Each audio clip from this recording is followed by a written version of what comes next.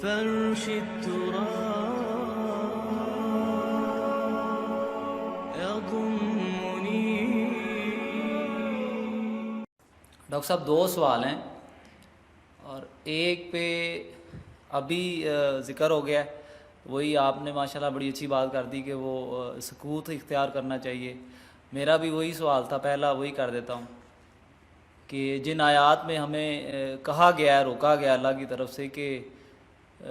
گستاخی کا معاملہ نہ ہو جائے، آپ کی آواز بھی اگر نبی صلی اللہ علیہ وسلم کی آواز سے بلند ہو جاتی ہے تو گستاخی ہو جائے گی اور آپ کے اعمال ضائع ہو جائیں گے اور ہمیں پتہ بھی نہیں چلے گا. اس میں اب میں گستاخی معاف بعض دفعہ محسوس کرتا ہوں. آپ کی ماشاءاللہ ہمیں اللہ نے رہنمائی عطا فرمائی ہے، ہم بڑے خوش قسمت ہیں، خاص طور پہ جب آپ قرآن پڑھتے ہیں. مجھے سچی بات ہے بڑا ایمان میں اضافہ ہوتا ہے. لیکن بعض دفعہ ایسا لگتا ہے کہ جیسے نبی صلی اللہ علیہ وسلم، دل کے حال اللہ جانتا ہے. میرا یہ یقین بھی ہے کہ انشاءاللہ تعالی جو ایمان کی سٹیج اللہ نے آپ کو عطا فرمائی ہے وہ کم لوگوں کو ملی ہوگی، میرا یہ یقین ہے. لیکن کبھی یہ خیال گزرتا ہے کہ شاید وہ تقریر کی روانی میں آپ کچھ ایسا کہہ جاتے ہیں یا ہو جاتا ہے جس سے یہ لگتا ہے کہ شاید یہ سرکار کی شان کے مطابق الفاظ نہیں ہیں، یا وہ ہمیں سمجھانے کے لیے آپ کہہ رہے ہوتے ہیں. تو اس لیے اس پہ تھوڑا سا یہ کر دیں کہ اگر بندے کی نیت 100% ہی صحیح ہے لیکن زبان سے ایسے الفاظ نکل جائیں جو نبی صلی اللہ علیہ وسلم کی شان کے مطابق نہ ہوں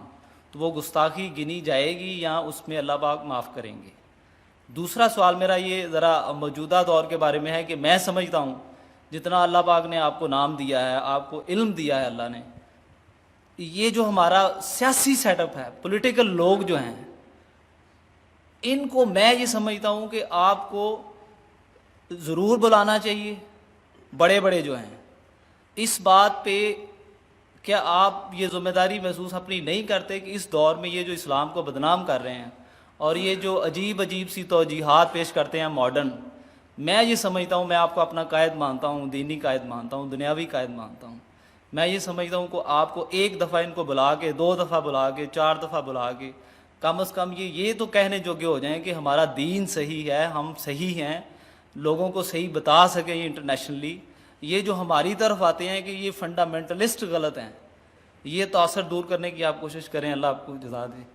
اور دوسرا فرمائش ہے تیسری کہ ڈاکٹر ذاکر نائک کا اگر کوئی ارینج کر دیں ایک دفعہ، ہم ماشاءاللہ آپ کے وہ آپ کو پسند کرتے ہیں تو ایک دفعہ پاکستان میں ان کو دعوت دیں، اگر پاسبل ہو تو ہمیں 1-2 ان کے لیکچر سننے کو مل جائیں. شکریہ جی. پہلی بات تو یہ ہے کہ اصل میں جو بسا اوقات میرے تقریر کے دوران بظاہر محسوس ہوتا ہے کہ اس میں حضور کا نام آیا ہے اور ہم نے درود نہیں پڑھا، صلی اللہ علیہ وسلم نہیں کہا ساتھ ہی، وہ اصل میں اس پس منظر میں ہوتا ہے کہ اگر میں یہ کہہ رہا ہوں کہ ابو جہل نے کہا ہے محمد تو یہ کیا کر رہے ہو، اب اگر میں یہ کہتا کہ ابو جہل نے کہا ہے محمد صلی اللہ علیہ وسلم تم کیا کر رہے ہو، اب یہ اس کے اندر ظاہر بات ہے کہ ابو جہل تو صلی اللہ علیہ وسلم نہیں کہے گا، یہ تو آپ نے ایڈ کیا ہے نا. اور اس سے یہ ہے کہ اس گفتگو کے اندر جو ہے اس کا تسلسل ٹوٹ جاتا ہے. تو وہ متکلم کے حوالے سے بات ہوتی ہے. اس کے بعد میں کیا کرتا ہوں، جب جملہ یا بات ختم ہو گئی تو صلی اللہ علیہ وسلم کہہ دیتا ہوں تاکہ وہ جو ایک کمی رہ گئی درمیان میں اس کو پورا کر لیا جائے حتی الامکان. باقی یہ کہ اس میں اس کے علاوہ پھر بھی اگر جو ہے کوئی کمی رہ جائے تو اللہ تعالیٰ معاف فرمانے والا ہے. دوسری بات یہ ہے کہ یہ جو آپ جن کے بڑے لوگوں کے نام لے رہے ہیں، ہمارے معاشرے کے اندر ہر شخص کی ایک قیمت مقرر ہو چکی ہے. آپ کے نزدیک میری قیمت کچھ اور ہے، ان کے نزدیک میری کوئی قیمت نہیں ہے. میری کوئی سیاسی فالوئنگ نہیں، میرا کوئی مذہبی فرقہ نہیں، میرے پاس کوئی دولت نہیں کہ میں بڑی سی دعوت کر کے ان کو بلاؤں. تو وہ جو حیثیتیں ان کے ہاں شمار ہوتی ہیں وہ آپس کے اندر تو ان کی ایک برادری ہے. اب جب کسی کا ولیمہ ہو رہا ہے 2000 آدمی اس نے بلا رکھے، چاہے آپس میں ایک دوسرے کے یہ انتہائی جو ہے وہ دشمن ہیں، لیکن یہ کہ اپنے سوشل معاملات کے اندر ان کے فنکشنز میں جانا اور آنا، ولیموں میں، نکاحوں میں، فوتیدگی پر، یہ ان کا ہے. تو میں در حقیقت ان کی اس برادری میں شامل ہوئی نہیں. میں تو درویش ہوں. آپ کے نزدیک میری قیمت جو ہے وہ ہے، کسی اور کے نزدیک بھی ہو سکتی ہے، لیکن ان لوگوں کے نزدیک میری وہ قیمت نہیں ہے. نہ میرے بلانے پر کوئی آئے گا، نہ کوئی میری بات سنے گا. ویسے جو میری باتیں پہنچ رہی ہیں ان تک انہیں معلوم ہے، ایسا تو نہیں ہے. وہ اندھے بہرے نہیں ہیں، انہیں معاملہ کیا، میری بات کیا ہے. اب تنظیم اسلامی جو ہے ایسا نہیں ہے کہ بالکل لوگ جانتے ہی نہ ہوں، اب اس کی ایک حیثیت بن چکی ہے، اس کا ایک مقام ہے، لیکن وہ سننے کو تیار نہیں ہے. کچھ لوگوں سے میں نے بار بار کی ہے، قاضی حسین احمد صاحب سے بار بار گفتگو کی ہے، ابھی ان کے امیر جو ہے نئے منور حسن صاحب سے ان سے بھی خط و کتابت ہو رہی ہے، جن سے بھی مجھے کچھ توقع ہوتی ہے کہ اگر وہ کچھ غور کر لیں، سوچیں تو شاید وہ پلٹ کر صحیح راستے پر آ جائیں، تو کوشش میں کرتا ہوں. لیکن بعض لوگ جو ہیں جن کے لیے یہ سیاست کھیل ہے دنیا کمانے کا اور اپنی حیثیت بنانے کا، تو ان کے لیے ان کے اوپر تو اس طریقے سے پی پی کال کر کے اپنا وقت ضائع کرنا ہے. تیسری بات جو ہے ذاکر نائک کی، وہ پاکستان آنا نہیں چاہتے،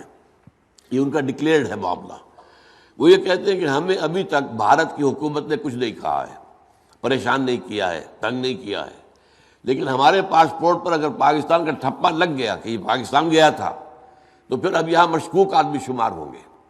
پھر ہمارے لیے مشکلات پیدا ہو جائیں گی. اس لیے وہ دنیا بھر میں گھومتے ہیں، امریکہ گئے ہوئے ہیں، یورپ گئے ہوئے ہیں، سعودی عرب تو گویا کہ ان کا ایک بائیں ہاتھ کا سفر ہوتا ہے ہمیشہ. معلومات گئے ہوئے ہیں، دبئی ہے، دبئی سے تو چونکہ ان کی براڈ کاسٹنگ وغیرہ دبئی سے ہوتی ہے، وہاں پہنچ جاتے ہیں.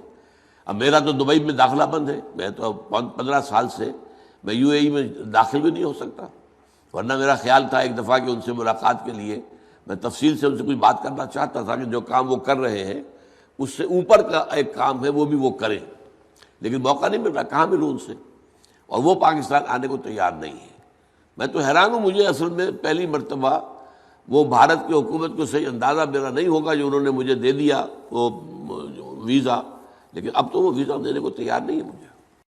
تو اسی طریقے سے ان کا معاملہ ہے، ان کو یہاں پر شاید ویزا تو مل جائے، لیکن یہ کہ وہ ان کا کہنا یہ ہے کہ وہاں کی حکومت سے پھر ان کا معاملہ خراب ہو جائے گا. هي الحلقات تحفظني بآيات من القرآن، هي الحلقات تملأني بحب المصطفى العدنان.